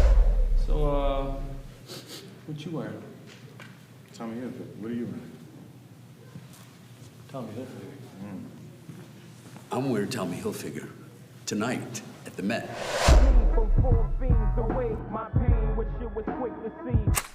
Oh, no cap, baby. Come over here, no cap. Sick video, but that's in New York. Where is it at? Keon, it's take the seat. Boy, it's in New York. Boy. It is in New York, the Metropolitan Museum. But Keon, to go ahead and put a XA on Brandon's point, what month was that in? That was in February, I believe. No, the Met isn't. It don't matter. It was in New York. The Met is the first Monday in May. And last time I checked, May is not football season, is it, or is it not? I mean, it's not football season. No, that's what I thought. So if you played in Dallas, could you be at the Met in May?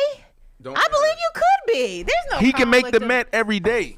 The Met is one Monday in May, Brandon. There's one Met Gala. There's one. You snapped though. Oh my God, you did. That was incredible. That was a great video. Tell us again. The inspiration was I mean, it was just, I don't even know how to describe it. It was just vibes. Honestly, it was just the Met Gala situation was mad crazy, and I think I told you, but I accidentally stepped on Tiana Taylor's dress. Did she fight you? Nah, her assistant wanted to like, you know, start a big scene, but I had a hoodie on, so I just like kept it pushing. But nah, it was honestly, it was just like the rooms were really small. Yeah, the Mets. It wasn't. Everything was super compact. There was too many people like within the vicinity. You walk out, like that one scene of like him standing there in front of the hotel with all the camera. Like I walked out and like the camera people were yelling at me and like, get the F out the way. No, it's very hectic. So it was just like, that's why I was in the corner. I had to like hold my camera all the way up in the air so I could be able to get that shot. So no, it's just super hectic. It's just the traffic's insane. There's so many people. It's a very hectic. Look, DF in the chat, I see you. You were rocking with me. He said he got to go to New York with that brand. Crazy. No, he don't. You know why? Because people like George Clooney go to the Met Gala. No, but I will say that nobody who Leonardo DiCaprio goes to the Met Gala. He doesn't live in New York. Nah, I think Stefon in New York it's like fitting his style, you know. But he wants to. You guys are missing the point. Yes, it fits.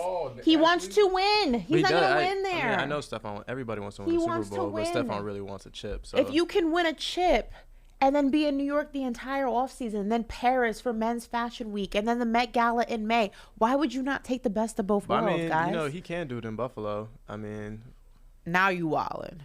He can. He can. Buffalo? Buffalo Bills? Buffalo don't even got a freaking You think they can't win a chip, bro? They don't even got a Komodo in Buffalo. Like it's win a chip? Yeah. No, not this year. They're better suited to win a chip than the Giants are. But better than both of them is Dallas. You know what I'm saying? You see what I'm saying? And his brother's there. Think of the promos. Think of the commercials they could do if you had both Diggs brothers in Dallas. Think about that. Think of the marketing of it. You could do Lay's commercials, Pepsi commercials. You have both Diggs brothers. You could do Campbell's soup commercials, both Diggs brothers. The one when he was sitting on there. Oh yeah, do you have the Vogue video? I'm talking here. You have the Vogue video? I'm telling you, the commercial aspect, the marketing, if you had both Diggs brothers in Dallas, would be insane. Think of the commercials, guys. Think of the branding look at this commercial. opportunities. Look at this commercial, and he can do this walking out of his apartment in Dumbo. You can't even tell where this is. This is the Vogue studio in New York, like, Damn. like the tall building.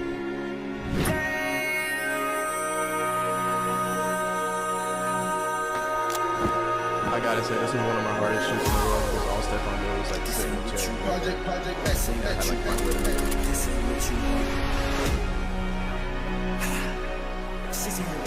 Allen fires to the end zone, wide open touchdown, and there he is, Stefon Diggs. Shorty got that get it with no time, set up, you won't tell my time, stand on me, don't know my side.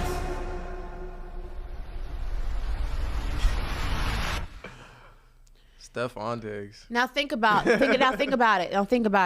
Think about that audio in the back, but it says Super Bowl champion. Oh my goodness. Stefon Diggs. And he's in the Vogue, and he's in the thing, and maybe there's a shot Keon gets, he zooms in, and he holds up his Super Bowl ring, and then his brother pops in randomly, and he holds up his Super Bowl ring. Just think about that. Think about that marketing. I'll say this. You know how I feel. Think about having the Diggs. It will be dope. Think about having the Diggs brothers on a billboard together. No. Brothers, Ashley, Super Bowl champions. Come on. Think of the marketing. I get it, but here's what I would say. You know how I feel? As long as no cap shooting them in that Super Bowl moment, we win. You know what I'm saying? Snap. Who's better than Keon right now? Who's better than Keon right now? If you want a Super Bowl win, he's going to Dallas. Listen, that's not a bad move, but you got to look at from a football standpoint. I'm talking about pure football. Dallas does make sense, but you have a lot of money already at the wide receiver position. You move You're people. paying. You have a franchise. You can do that. Everybody but you got to but look at Micah Parsons. You got to pay. You got to pay Dak Prescott. Like, y'all got to make decisions. In New York, Ashley, they play really good defense. Look at how that defense played last year. You have Saquon Barkley, and you also have a quarterback that can play well with this guy. So I like it from a football perspective. I like Brian Daboll and Diggs' relationship. They were in Buffalo together. They had a lot of success together. This can work. This can work. And there's no layup. You know, I picked the Dallas Cowboys to represent the NFC in the Super Bowl. So I'm with you there, but that's just predictions. Anything can happen. Brandon, the chat says, who you trying to convince, yourself or Stefon? Because I would love to see Stefon Diggs in New York. they said if you want your mans to win a ring, he needs to go to Dallas. All right, I'm gonna say this and then we can move on because I'm gonna clip it, boom, boom, boom, and I'm put it out there and let the universe do its thing. I would love to see Stefon Diggs in New York. It's great football for him with Brian Daboll and their relationship, and also because of this fashion video. Boom, bam. All right, moving on. Bang, bang, bang. I'm not gonna argue the obvious here. Bet Online has some shade for the Clippers. They, as we mentioned earlier in the show, the NBA's new load management rule means you cannot rest 2 star players in the same game. And the Clippers are the favorites to receive the league's first fine for resting players, aka breaking this rule. That's shady, but it's probably the most feasible. Brandon, right? That's messed up. Damn, the Clippers can't catch a break. I mean, honestly, like they really hate them. Right. I mean, it is probably the most likely though, if we just think about history and things like that. Yeah, I know. I think things are going to be different here, Ashley. Definitely funny. You know, this was an easy one for them to take a shot at the Clippers, but you know, I'm listening to Coach, and Coach is saying, look, I sat down with my guys. I sat down with Kawhi and said, listen, if we really want to be good and we want to get over this hump, we got to play, right? So Coach Lou has set the tempo this offseason. Will Kawhi miss some time? Absolutely. But don't sleep on the Clippers. Don't sleep on the Clippers. They brought Russell Westbrook back, right? Yeah. Oh, my goodness. Like, I don't sleep on the Clippers. Don't sleep on the Clippers. That's all I would say. Bet the Clippers. Whatever this platform is, bet who? What are they called? Bet Online. I'm going to go on Bet Online. They're going to give me a big bag because I'm going to put my bread on the Clippers, well, to do something big because I picked the Suns, didn't I, in their 2 early predictions? Didn't I pick you the were Suns? a Suns fan this year, remember? Yeah, we got to figure this out. We will talk NBA here in the next month or so. The early predictions. I don't know, Ashley. I'm not going with any team right now. You know, I like the Suns. I like the Clippers, especially from a betting standpoint. I can rock with the Suns to win it, but I can also put money on the Clippers. And hell, I just collect my check at the end. All right, well, some other news. We have some more time. We've run through our whole show, so we're going to have some fun. We have 5 minutes. Twitter, X, whatever you want to call it, introduces a new private likes feature. For all those spicy likes you want to hide from your timeline, you can now hide them using the Hide Likes tab. So if you if you've been on Twitter, you know that there's been some people who've gotten in trouble, from Doc Rivers to Stefon Diggs to some other people for the things that they like on social media, but no more, because Elon Musk says you can like what you like and no one has to know. So I guess this is good, right? Wow. I don't want to say what people have been liking, but like people have been liking things. What is wrong with Elon Musk?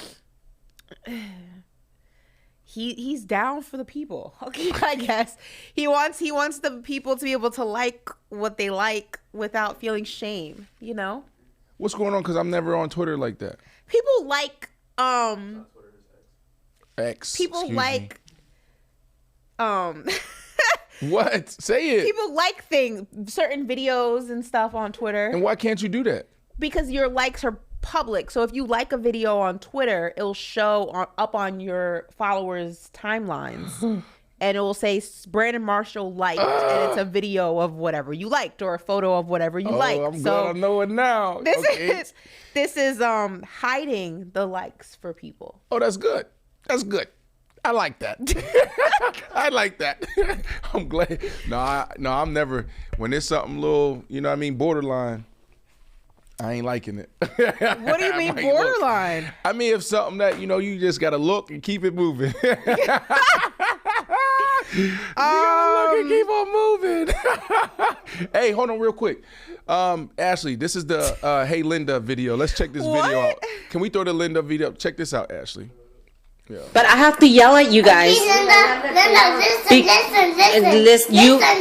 Linda. You never seen that before? I think I have seen. But you know what? I think I've only seen like the photo, not so, the video. Oh, well, so you haven't seen it. Yeah, I haven't seen the photo. Listen, Linda. That's what I'm gonna start doing to you. Listen, Ashley. Listen, Ashley. Stop cutting me off too. Don't cut me off Monday, okay? I'm not cutting you off. But you gotta. Don't cut me off when the Cowboys lose to who? Who they playing? The Jets. They won't. Oh, speaking What's of the bet? Thursday, What's the bet? Oh, I we supposed told to be you betting. it's mayonnaise in your coffee. No, I can't do that one. Come on now. I gave you 2 days to come up with a bet, and you didn't come up with it. So that's the bet that we're doing. That's what the chat wants. Here's the bet. Here's the bet. Wants. Here's what I want. It has to be something we can do on the show. I'll do that. All right. What you have to do, if he's like go through each other's DMs. You're wild. What you have to do if the Jets win, I want 20 push-ups on the table. What? On the table, I want 20 push-ups. How do I know this can even hold me? Because I built it. You're 75 pounds. I'm not 75. You're 70. How much you weigh? No, because that's not fair. Because if you do that, that's like I'll do the mayonnaise thing. I'll do mayonnaise in my coffee. Okay, so if the Jets lose, if the Cowboys lose, I'll do the mayonnaise thing too. No, because you want that. You like mayonnaise. No, I don't. You think mayonnaise. I want to drink mayonnaise in my coffee? Do you put mayonnaise on food? Putting mayonnaise on a sandwich and drinking yes or no? it are yes two or no? totally different things. Do you like mayonnaise? I only put it on sandwiches. Okay, I don't like mayonnaise. I can't even. I don't like mayonnaise looking at in it, my smelling coffee, it Brandon. makes me. I like ketchup on my fries. I wouldn't like it in my coffee. That's like I can like if I like ketchup and I can get through a cup of coffee with ketchup. I can't. Okay, so Cowboys win. I want 20 push-ups on the table. 20 push-ups on the table. I don't know if this can hold me though. Can it be girl push-ups? What's that have to do with my weight? And you got to do it in my Jets jersey. Yeah. Okay. No. That's what I want. You have to wear my Jets jersey the whole show. Okay. I like that one. Okay. You'll forget the push-ups. Okay. Yeah. So I have to wear a Jets jersey the whole show, and if the Cowboys win, you have to drink coffee with mayonnaise in it. Yes, I'll do that. Okay, shake on it. A half a cup. A half a cup of coffee with mayonnaise in it. I have to wear a Jets jersey the whole show. Jets, Jets. All right. Should we make him wear a Cowboys jersey while he does it? I don't know if my Cowboys jersey would fit him though. That's the only thing. So yeah, mayonnaise in your coffee. And you're wearing my. You're doing a whole photo. No, hold on, time out. I'm adding to it. Keon, bring the step and repeat. She gotta do a whole photo shoot in my Jets jersey. Okay, so then I'm gonna bring a Cowboys hat. Brandon has to wear the Cowboys hat as he drinks the half a cup of coffee with mayonnaise, and it has to be filmed. Let's go. And I will do a photo shoot in a Jets jersey if the Jets beat the Cowboys. So that is the bet. We have the video evidence of it. Okay, now you lost your mind, Keon. Yeah, this is gonna be interesting. So we will be back on Monday. Are we at Brandstorm Monday? You don't want to miss this because this is going to be hectic. Whoever loses has one hell of a bet on their hands, and it's gonna be this guy. So you don't want to miss him drinking half a cup of coffee with mayonnaise. That does it for this week of Paper Route Faction Talk 103 Sirius XM. If you're listening to us on the radio, yeah, it's been a good week. Good week. Let's get some sleep. And do it again next week. Okay. Bye, guys.